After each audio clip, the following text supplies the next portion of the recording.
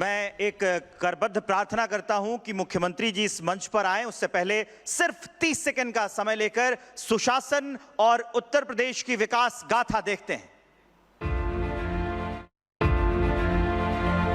सदियों की प्रतीक्षा का अंत और एक गौरवशाली महापरिवर्तन का शंखनाद।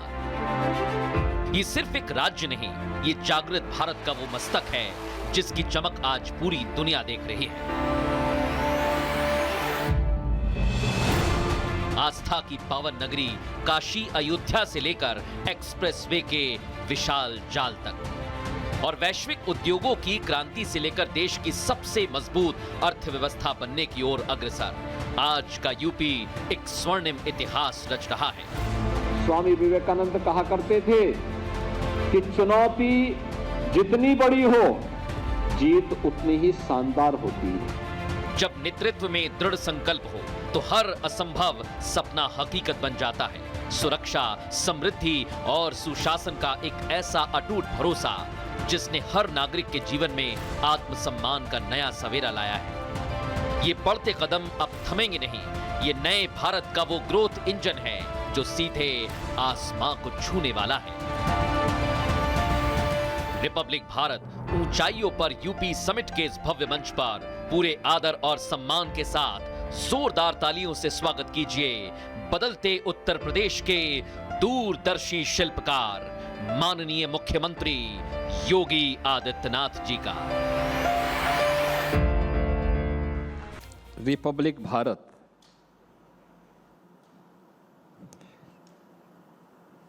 कि आज के इस विशेष कॉन्क्लेव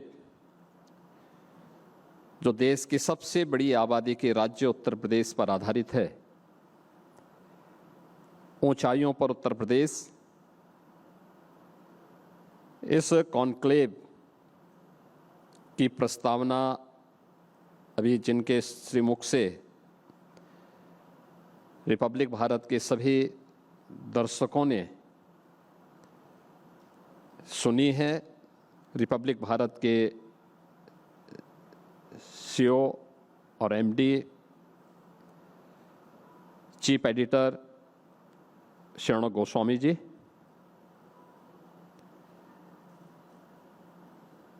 श्री ऐश्वर्या कपूर जी, आज के इस कॉन्क्लेव में उपस्थित सभी महानुभाव, बहनों और भाइयों, मैं सबसे पहले रिपब्लिक भारत को राष्ट्र सर्वोपरि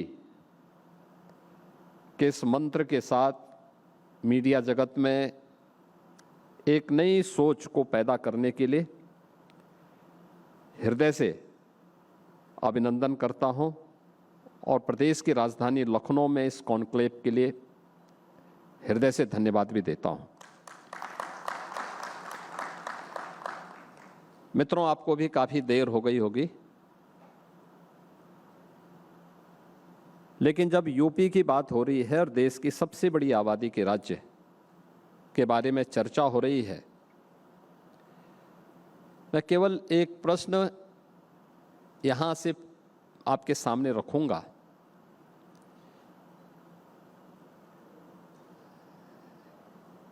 हमारी सरकार को 9 वर्ष से अधिक समय से प्रदेश में शासन करने का अवसर प्राप्त हुआ है और डबल इंजन की सरकार पिछले 9 वर्ष से अधिक समय से प्रदेश के अंदर शासन कर रही है। सबसे बड़ी आबादी के राज्य की सेवा और यहाँ की आकांक्षाओं की पूर्ति करने का सौभाग्य भारतीय जनता पार्टी की सरकार को प्राप्त हुआ है।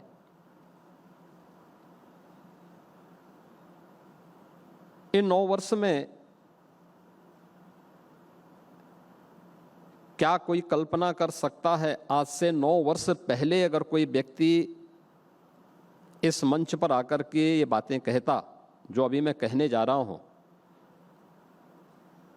तो संभवतः लोग हंसते। हमने इन 9 वर्षों में उत्तर प्रदेश की अर्थव्यवस्था को 3 गुना करने में सफलता प्राप्त की, प्रति व्यक्ति आय को 3 गुना करने में सफलता प्राप्त की, वीमेन वर्क फोर्स को प्रदेश के अंदर 3 गुना से अधिक उनकी उपस्थिति देश के अंदर शासकीय सेवा हो या फिर प्रदेश के अंदर इंडस्ट्रियलाइजेशन की जो कार्रवाई हुई है उनमें उनकी उपस्थिति वहाँ हुई है। ये जो आंकड़े हैं ये केवल आंकड़े नहीं हैं, ये आंकड़े वह हैं जिसने उत्तर प्रदेश के नौजवानों के सामने पहचान के उस संकट से उभारने में मदद की। आज से 9 वर्ष पहले जो एक कल्पना भी नहीं थी, जिस राज्य के बारे में नियति मान ली गई थी, नियति ये कि तो यूपी में नहीं हो सकता है, ये यूपी आगे नहीं बढ़ सकता है, लेकिन वह इन 9 वर्षों में डबल इंजन सरकार ने करके दिखाया है। 2017 में जब प्रदेश के अंदर सरकार बनी थी तो उत्तर प्रदेश के ही एक जनपद से मुझे भी सांसद के रूप में देश की संसद में एक लंबे समय तक कार्य करने का अवसर प्राप्त हुआ था। उत्तर प्रदेश के अंदर राजनीतिक गिरावट को, राजनीति के अवमूल्यन को और उत्तर प्रदेश के युवाओं के सामने पहचान के संकट को हम लोगों ने बहुत नजदीक से देखा था, महसूस किया था। हम लोग ये मानते थे, प्रारंभ में जब हम लोग राजनीति में आए थे तो हम लोग ये मानते थे कि लगता है ये नियति हमारी बन चुकी है। पिछड़ापन,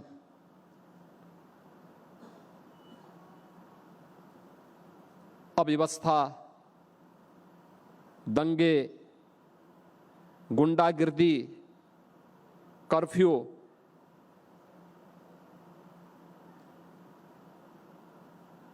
बेरोजगारी, ये सब यूपी की एक पहचान बन चुकी थी। खामियाजा यहां के युवाओं को भुगतना पड़ता था, जिसके सामने पहचान का संकट खड़ा हुआ। उसको अपने राज्य में तो रोजगार नहीं मिलता था, नौकरी नहीं मिलती थी, लेकिन यहां से बाहर जाता था तो पहचान का संकट उसके सामने खड़ा होता था। 17 में जब शासन सरकार बनने के तुरंत बाद हम लोगों को यहां पे कार्य करने की अवसर प्राप्त हुए, एक असमंजस की सी स्थिति थी। किस हद तक थी? मुझे याद है जब मुझे पहली कैबिनेट की बैठक करनी थी, कैबिनेट की बैठक में पार्टी का हम सब का एक संकल्प था कि पहला काम अन्नदाता किसानों से प्रारंभ करेंगे, पहला फैसला उसमें ये करेंगे। प्रदेश का खजाना खाली, बैंकर से हम बातचीत करें कोई हमारा फोन ही ना उठाए, बड़ी अजीब सी स्थिति थी। हमारे उस समय के फाइनेंस सेक्रेटरी मेरे पास एक दिन आए, उन्होंने कहा साहब मेरी तबीयत ठीक नहीं रहती, आप मुझे थोड़ा मुक्त कर देते। यानी एक तरफ बैंक फोन नहीं उठा रहा, दूसरी तरफ फाइनेंस सेक्रेटरी कह रहा साहब मुझे छुट्टी पे भेज दीजिए। आप कल्पना कर सकते हैं ये यूपी की स्थिति थी। और जब हम लोगों ने काम करना प्रारंभ किया, निर्णय लेने प्रारंभ किए, जनता जनार्दन का समर्थन सामने आया और इसके साथ ही अलग अलग समय के लिए निर्धारित लक्ष्यों के अनुरूप परिणाम आने प्रारंभ हुए, तो आज मैं कह सकता हूं कि वास्तव में उत्तर प्रदेश बीमार नहीं था। बीमारू यूपी नहीं था, बीमारू वह मानसिकता थी जो यूपी के अंदर 2017 के पहले शासन कर रही थी, जिसने यूपी को बीमार करके छोड़ दिया था। जिस बीमार मानसिकता ने यूपी के नौजवानों के सामने पहचान का संकट खड़ा किया था, जिस मानसिकता ने यहां के किसानों को आत्महत्या करने के लिए मजबूर किया था, जिसने यहां के हर व्यक्ति के सामने असुरक्षा का संकट खड़ा किया था, वह बीमार मानसिकता थी। और वह बीमार मानसिकता हर एक जगह हम सबको दिखाई देती थी। हम लोग आए थे, अब याद करिए, यूपी का कुल बजट उस समय 3 लाख करोड़ का था, और इस वर्ष हम लोगों ने अपना जो बजट प्रस्तुत किया है वह 9 लाख करोड़ रुपए का यूपी का वार्षिक बजट है। 2016-17 में यूपी की कुल जीएसडीपी 12 लाख करोड़ की थी, इस समय 36 लाख करोड़ की है। 2016-17 में उत्तर प्रदेश की पर कैपिटा इनकम 43,000 रुपये थी, आज वह 1,20,000 को क्रॉस कर चुकी है। उत्तर प्रदेश के अंदर महिला कार्यबल केवल 12% था, आज वह 37-38% से अधिक है। और उत्तर प्रदेश के अंदर 2016-17 में अनएम्प्लॉयमेंट का जो रेशो था वह यूपी के अंदर वह 19% था, आज वह 3% से कम रह गया है। ये है वह तस्वीर जो नए यूपी की बात करती है, जिसको अब रिपब्लिक भारत ने ऊंचाइयों पर यूपी के नाम पर इस कॉन्क्लेव के माध्यम से प्रस्तुत करने का प्रयास किया है। मैं इसके लिए रिपब्लिक भारत, श्री गोस्वामी जी का, श्री ऐश्वर्या कपूर जी का और उनकी पूरी टीम का मैं हृदय से धन्यवाद करता हूं कि उन्होंने इस सच्चाई को जनता जनार्दन के सामने रखने का साहस किया है। और मित्रों, इसीलिए मैं कह रहा हूं कि अगर ये बात मैं 2017 में कहता या कोई व्यक्ति यहां कहता, कोई राजनेता यहां पे कहता, तो ताली नहीं बजती, उसके लिए लोग हंसते कि क्या बोल रहा है, क्या बोल रहा है। जिन आंकड़ों की चर्चा अभी यहां पर श्री गोस्वामी जी कर रहे थे, अगर यही बात 2017 के पहले कोई कहता, लोग हंसते, कहते अरे ये एक्सप्रेसवे का नेटवर्क इनके पास, अरे यहां तो पता ही नहीं कि सड़क में गड्ढा है या गड्ढे में सड़क है। 2017 के पहले यह स्थिति थी और हम लोग तो इस बात को कहते थे। यूपी के बारे में पहचान क्या हो चुकी थी? पहचान ये हो चुकी थी, ये उत्तर प्रदेश की किसी भी राज्य की सीमा या किसी नेपाल के साथ भी यूपी की 550 किलोमीटर की सीमा जुड़ती है। मान्यताएं क्या थी कि यूपी की सीमा कहां से शुरू होती है? जहां पे सड़कों पे गड्ढे प्रारंभ हो जाएं, मान के चलो यूपी की सीमा प्रारंभ हो गई। ये 2017 के पहले की स्थिति थी। सायकाल होते ही जहां से अंधेरा प्रारंभ हो जाए, मान के चलो यूपी प्रारंभ हो गया है। और आज मैं कह सकता हूं रोड का सबसे अच्छा नेटवर्क एक्सप्रेस वे पर यूपी का 60% हिस्सेदारी अकेले यूपी के पास है। आज हमारे पास पूर्वांचल एक्सप्रेसवे भी है, बुंदेलखंड एक्सप्रेसवे भी है और देश का सबसे बड़ा एक्सप्रेसवे गंगा एक्सप्रेसवे भी प्रारंभ हो चुका है। गंगा एक्सप्रेसवे जो मेरठ को प्रयागराज से जोड़ता है।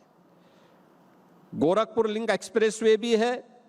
कल ही लखनऊ कानपुर एक्सप्रेसवे प्रारंभ हुआ है और मेरठ दिल्ली के बीच में 12 लेन का एक्सप्रेसवे भी है। एक्सप्रेसवे का सबसे बड़ा नेटवर्क आज के दिन पे यूपी के पास। इंटरस्टेट कनेक्टिविटी हो या डिस्ट्रिक्ट हेडक्वार्टर, ये सभी 4 लेन की कनेक्टिविटी के साथ। देश का पहला इनलैंड वाटरवे यूपी के पास। देश की पहली रैपिड रेल यूपी में, देश का पहला कोई सिटी रोपवे के साथ जुड़ा है या जुड़ रहा है तो वाराणसी देश का पहला ऐसी सिटी है जिसमें रोपवे की पब्लिक ट्रांसपोर्ट की सुविधा प्रारंभ होने जा रही है, वह वाराणसी में प्रारंभ होने जा रही है। सबसे ज्यादा एयरपोर्ट यूपी के पास, यानी एयर कनेक्टिविटी की दृष्टि से सबसे ज्यादा किसी के पास है, यूपी के पास। सबसे ज्यादा सिटी में देश के अंदर मेट्रो का संचालन हो रहा है तो यूपी की 7 सिटी ऐसी हैं जिनके पर मेट्रो की पब्लिक ट्रांसपोर्ट की बेहतरीन सुविधा है और रेलवे का सबसे बड़ा नेटवर्क भी यूपी के पास।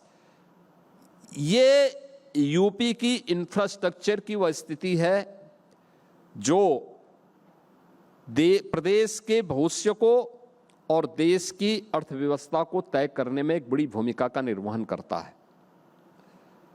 मित्रों, ये सभी आज से 9 वर्ष पहले एक सपना था,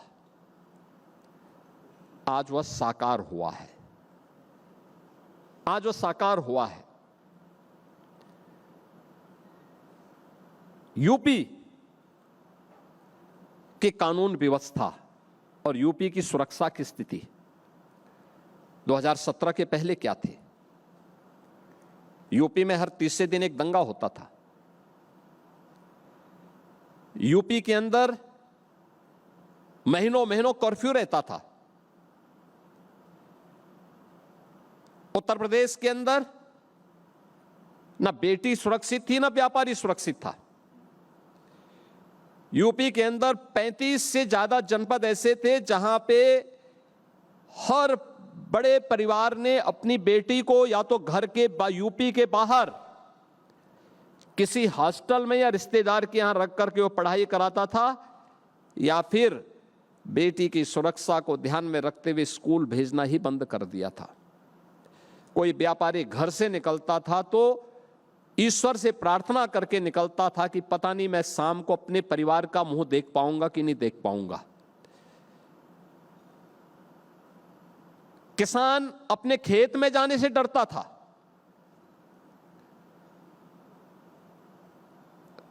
परिवार के लोग सशंकित रहते थे, इस बात को लेकर सशंकित रहते थे कि परिवार का अभिभावक नौकरी के लिए या व्यापार के लिए या किसी कार्य के लिए जा रहा है, पता नहीं शाम तक वापस आता है कि नहीं आता है। ये यूपी की पहचान थी और ये यूपी के अंदर होता था। देश के अंदर कहीं विस्फोट होता था, यूपी का नाम जुड़ता था। खामियाजा यहां के युवाओं को भुगतना पड़ता था। दंगाइयों को मुख्यमंत्री आवास में बुला के सम्मानित किया जाता था और उनके सामने और माफियाज के सामने किस तरीके से सरकारें नतमस्तक होकर के नाक रगड़ती थी। मुझे लगता है कि एक पीढ़ी से ऊपर के हर व्यक्ति को इस बात का एहसास होगा। नई पीढ़ी को इसकी जानकारी अभी नहीं होगी, लेकिन नई पीढ़ी को इन सब बातों के बारे में बताने की आवश्यकता है कि आज से 10 वर्ष पहले यूपी की तस्वीर क्या थी, यूपी की पहचान क्या थी। पिछले 9 वर्ष में दंगा मुक्त, कर्फ्यू मुक्त, उपद्रव से मुक्त एक उत्सव प्रदेश के रूप में उत्तर प्रदेश ने अपनी पहचान बनाई है।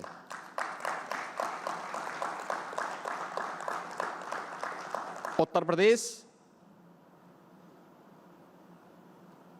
अब बेटी भी सुरक्षित है और व्यापारी भी सुरक्षित है। कोई कल्पना कर सकता है अगर इस सुरक्षा का वातावरण नहीं होता तो क्या कोई हमारे पास इन्वेस्टमेंट के लिए आता? मुझे याद है जब पहला इन्वेस्टर समिट हमें करना था तो हमारे औद्योगिक विकास के मंत्री और अवस्थापना और औद्योगिक विकास के आयुक्त मेरे पास आए। इन्होंने कहा साहब हमें एक इन्वेस्टर समिट करना है। मैंने कहा टारगेट क्या है? उन्होंने कहा 20,000 करोड़। मैंने कहा नाम, कहा ग्लोबल इन्वेस्टर समिट। मैंने कहा नाम बदल दो। उन्होंने कहा क्यों?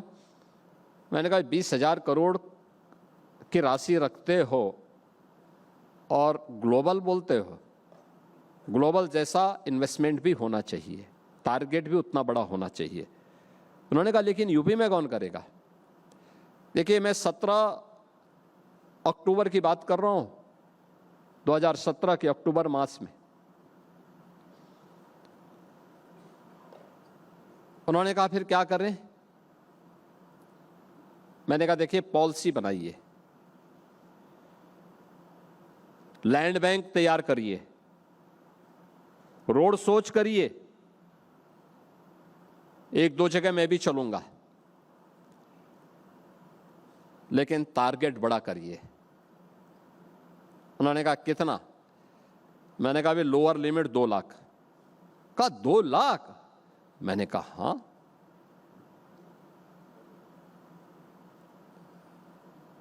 दोनों को पसीना छूट गया था अक्टूबर में मेरे पास, मेरे चेंबर में। ये कहा था भी नहीं हो सकता। मैंने कहा होगा। और बताऊं इस समय कितना का प्रस्ताव हमें मिला? 50 लाख करोड़ का प्रस्ताव यूपी में इन्वेस्टमेंट के हमें प्राप्त हुए हैं। 50 लाख करोड़ के लगभग 65 लाख नौजवानों को यूपी के अंदर हुए अब तक के निवेश में 15 लाख करोड़ रुपए से अधिक के निवेश प्रस्तावों को हमने ग्राउंड ब्रेकिंग कराया है। परंपरागत उद्यम, यूपी की पहचान क्या थी 2017 के पहले?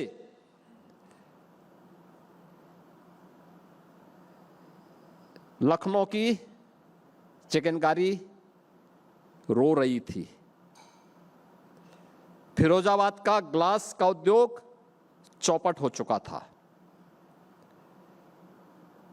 मुरादाबाद का ब्रास का उद्यम बर्बाद हो चुका था, मेरठ का स्पोर्ट्स का जो कारोबारी था निराशा और हताशा के दौर में जा चुका था, भदोई की कालीन दम तोड़ रही थी, जो भदोई की कालीन कभी पूरे यूरोप में अपनी एक अलग पहचान बनाती थी, वहां के राज दरबारों की शोभा बढ़ाती थी, वह दम तोड़ रही थी। वाराणसी की साड़ी का कोई पुरसा हाल नहीं था। यहां का कारोबारी जो उद्यमी भी था, उसके सामने घर में बैठने और मजदूर बनने के सिवाय कोई चारा नहीं बच गया था, और उस श्रमिक बनकर के दूसरे राज्यों में काम धंधा ढूंढने के लिए जा रहा था। तब 2017 में हम लोगों ने डबल इंजन की सरकार ने फिर उसकी ब्रांडिंग की 1 डिस्ट्रिक्ट 1 प्रोडक्ट के रूप में। और आज मुझे बताते हुए प्रसन्नता है, 75 जनपद हैं, 79 यूपी की प्रोडक्ट को हम लोगों ने जीआई टैग के साथ जोड़ा है। यानी उसको अब ग्लोबल मार्केट में किसी ब्रांड की आवश्यकता नहीं, किसी वहां पे सर्टिफिकेशन की आवश्यकता नहीं, वह जीआई टैग ही उसका सर्टिफिकेशन है और वह उसकी ब्रांडिंग है। 96 लाख एमएसएमई यूनिट वर्तमान में 1 डिस्ट्रिक्ट 1 प्रोडक्ट के अंतर्गत यूपी के अंदर कार्यरत हैं और 3.25 करोड़ यूथ उसके साथ जुड़ा हुआ है, जिसको वहां रोजगार प्राप्त हुआ है। कौन था इसके लिए जिम्मेदार? जो यहां के परंपरागत उद्यमी और कारीगरों को, जो कारीगर स्वयं में उद्यमी था,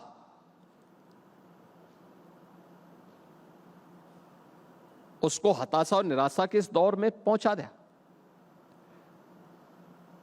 कौन लोग जिम्मेदार थे? जो यूपी के इस ताकत को जिन्होंने समाप्त किया। और आज मुझे बताते हुए प्रसन्नता है, 2 लाख करोड़ रुपए से अधिक के एमएसएमई आइटम 1 डिस्ट्रिक्ट 1 प्रोडक्ट से जुड़े हुए प्रोडक्ट को आज के दिन पे यूपी एक्सपोर्ट भी कर रहा है।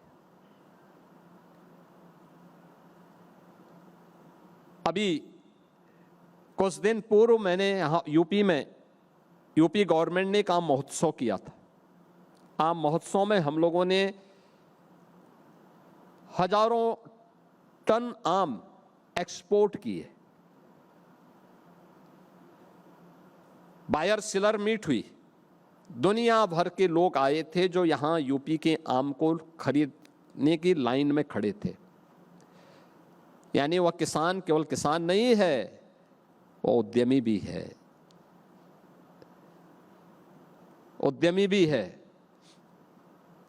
भारत की सबसे उर्वरा भूमि, सबसे अच्छा जल संसाधन रखने वाली भूमि का किसान क्यों आत्महत्या कर रहा था? आत्महत्या करने के लिए क्यों मजबूर हुआ था 2014 के पहले? कारण था उसको कोई सुविधा नहीं मिलती थी, कर्ज के तले दबा हुआ था। बीज नहीं, खाद नहीं, बिजली नहीं, खेत में जा नहीं सकता था, उसके प्रोक्योरमेंट के लिए कोई सेंटर नहीं, उसके लिए कोई सुविधा नहीं।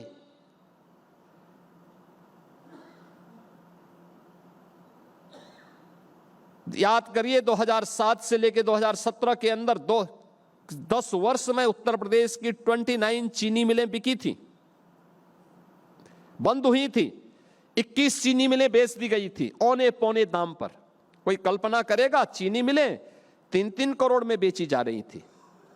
अगर उसकी केवल जमीन का ही कीमत आप देखेंगे तो जमीन की ही कीमत सैकड़ों करोड़ में थी, लेकिन 3-3 करोड़ में बेची जा रही थी। और अब मुझे बताते हुए प्रसन्नता है कि हम लोगों ने 2017 से लेकर अब तक 3,23,000 करोड़ रुपए का गन्ना मूल्य का भुगतान सीधे अन्नदाता किसानों के खाते में किया है। केवल गन्ना की बात कर रहा हूं मैं, केवल गन्ने में ही इतना भुगतान किसानों के खाते में हुआ है। 122 चीनी मिलें आज के दिन पे हम लोग चला रहे हैं। देश के अंदर गन्ना उत्पादन हो, चीनी उत्पादन हो, इथेनॉल उत्पादन हो, इन सब में यूपी आज नंबर 1 पर। यूपी तय कर रहा है देश की चीनी की पॉलिसी, इथेनॉल की पॉलिसी, इथेनॉल का उपयोग कैसे होना है और कैसे अन्नदाता किसानों की समृद्धि हो सकती है, और किसान को समय पे गन्ना मूल्य का भुगतान।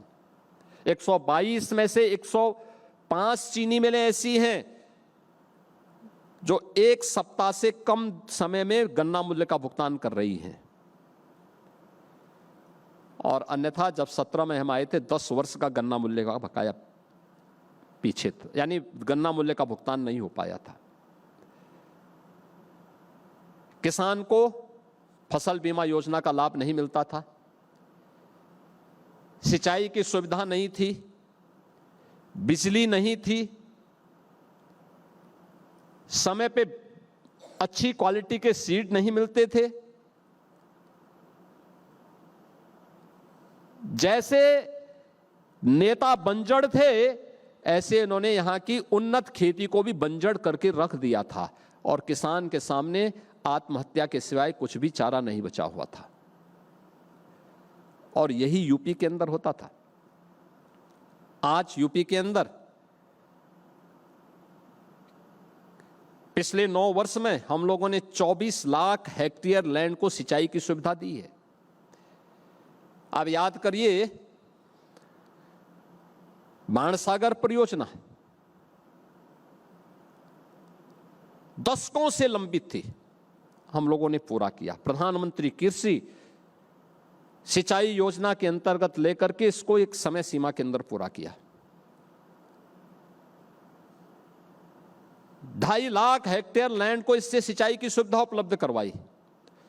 बुंदेलखंड में अर्जुन सहायक परियोजना दशकों से लंबित थी, पूरा करवाया गया। सरयू नहर राष्ट्रीय परियोजना, इसको योजना आयोग ने 1970 के दशक में इसको अप्रूव किया था। 77 में इसका आधारशिला रखी गई थी, लेकिन कभी पूरी नहीं हो पाई। यानी जब इसको योजना आयोग ने इसके बारे में सोचा था कि सरयू से नहर निकलेगी, 10 जिलों को छूते हुए 14 लाख हेक्टेयर लैंड को सिंचाई की सुविधा उपलब्ध करवाएगी, तब कोई सोचता भी नहीं था कि ये योजना एक समय कुल 100 करोड़ की परियोजना थी, लेकिन समय पे कार्य न होने के कारण 10,000 करोड़ रुपए खर्च करने पड़े, तब ये योजना पूरी हो पाई। आज 14 लाख हेक्टेयर लैंड को हम सिंचाई उपलब्ध करवा रहे हैं इस योजना के माध्यम से, सरयू नहर राष्ट्रीय परियोजना के माध्यम से। मध्य गंगा नहर परियोजना हो या अन्य तमाम ऐसी परियोजनाएं जिसके माध्यम से आज 24 लाख हेक्टेयर लैंड को हम लोगों ने अतिरिक्त सिंचाई की सुविधा उपलब्ध करवाई। यूपी के अंदर अन्नदाता किसान को 10 घंटे हम बिजली की आपूर्ति कर रहे हैं सिंचाई के लिए, और ये सिंचाई की सुविधा हम देते हैं तो उसमें फ्री में उसको उपलब्ध करवाते हैं सारी सुविधाएं। आज उसकी उपज को हम प्रोक्योरमेंट के सेंटर भी खोल रहे हैं, क्योंकि हमारा मानना है अन्नदाता किसान समृद्ध होगा तो प्रदेश समृद्ध होगा, और आज यूपी उनकी समृद्धि का लाभ ले रहा है।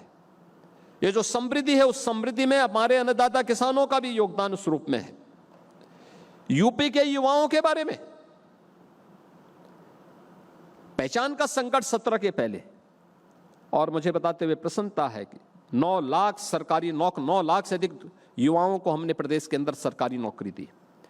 अकेले यूपी पुलिस में 2,25,000 से अधिक हमने भर्तियां की।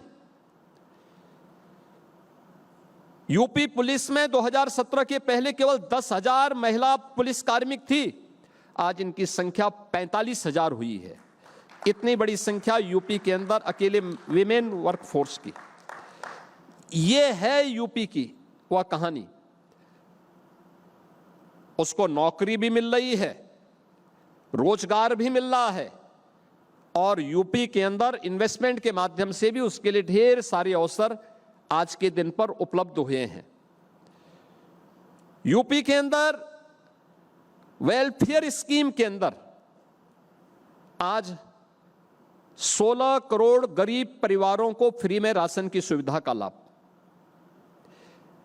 1 करोड़ 6 लाख परिवार ऐसे हैं जिन परिवारों को हम निराश्रित महिला पेंशन, वृद्धावस्था पेंशन या फिर दिव्यांगजन पेंशन के माध्यम से 12,000 रुपए सालाना पेंशन की सुविधा का लाभ उपलब्ध करवा रहे हैं। 25 लाख से अधिक बालिकाएं ऐसी हैं जिन्हें हम आज के दिन पर मुख्यमंत्री कन्या सुमंगला योजना का लाभ दे रहे हैं।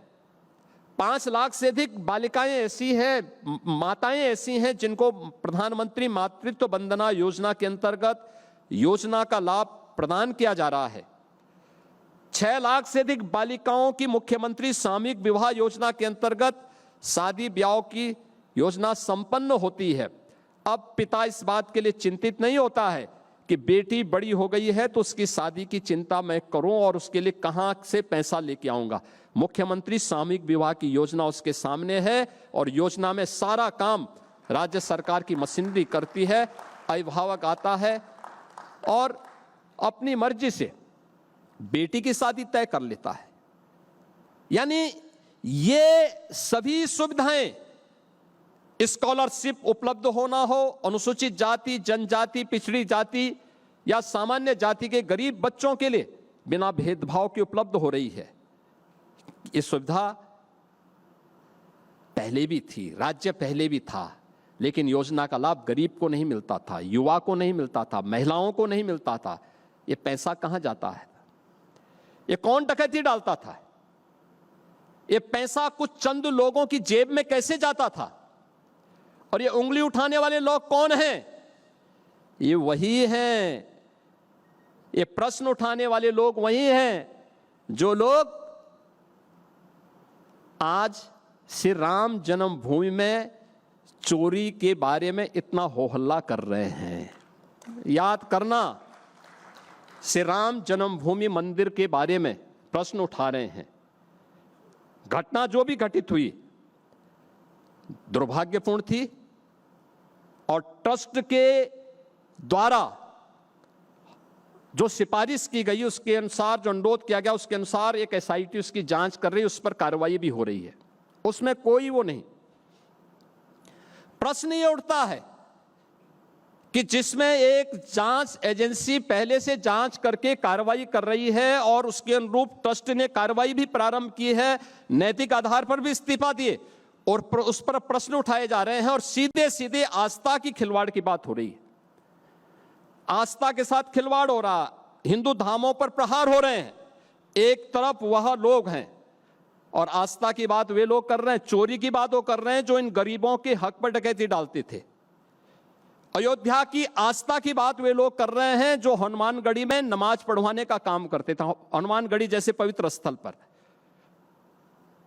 उन लोगों के द्वारा ये प्रश्न आज उठाए जा रहे हैं और इसीलिए आज के इस अवसर पर मैं रिपब्लिक भारत के सभी दर्शकों से अनुरोध करूंगा, हम उस मानसिकता को समझें जिनके लिए राष्ट्र सर्वोपरि नहीं है, और जो लोग गाए बगाहे उन मूल्यों पर, उन मुद्दों को भटकाने का प्रयास कर रहे हैं जो मुद्दे देश की अस्मिता और देश की आस्था को आहत करते हैं। और यह कार्य निरंतर हो रहा है, यह प्रहार निरंतर हो रहा है, उस पर हमें सजग होना होगा। यूपी की जो यात्रा है, ये जो कुछ भी हमने तय किया है, ये डबल इंजन सरकार में प्रधानमंत्री मोदी जी के मार्गदर्शन और उनके विजनरी लीडरशिप के कारण यह संभव हो पाया है। प्रधानमंत्री मोदी जी का नेतृत्व मिला, उनका मार्गदर्शन मिला, हर एक क्षेत्र में यूपी ने सफलता प्राप्त की है। और ये जो कुछ भी यूपी ने अचीव किया, यानी बॉटम 3 से टॉप 3 इकोनॉमी में यूपी का आना, और आगे की जो सबसे तेज गति से बढ़ने वाली अर्थव्यवस्था के रूप में यूपी का ये जो ट्रांसफॉर्मेशन है, यह विकसित भारत की उस आधारशिला को बनने का है जिसमें अब बीमारूपन से नहीं बल्कि भारत की इकोनॉमी के एक ब्रेक थ्रू के रूप में यूपी अपनी जिम्मेदारी का निर्वहन करेगा। और इस जिम्मेदारी का निर्वहन करने के लिए आज ये डबल इंजन की भारतीय जनता पार्टी की सरकार पूरी प्रतिबद्धता के साथ कार्य करेगी। मैं रिपब्लिक भारत को इस कॉन्क्लेव के लिए हृदय से धन्यवाद देता हूं और विश्वास करता हूं और उन्हें इस बात के लिए आश्वस्त करता हूं, यूपी के बारे में जो उनकी मान्यता है उसको यूपी गवर्नमेंट और डबल इंजन की सरकार पूरी मजबूती के साथ आगे बढ़ाने का कार्य करेगी। मैं एक बार फिर से शरणो गोस्वामी जी को और उनकी पूरी टीम को इस कॉन्क्लेव के लिए हृदय से धन्यवाद देता हूं। बहुत बहुत धन्यवाद जी।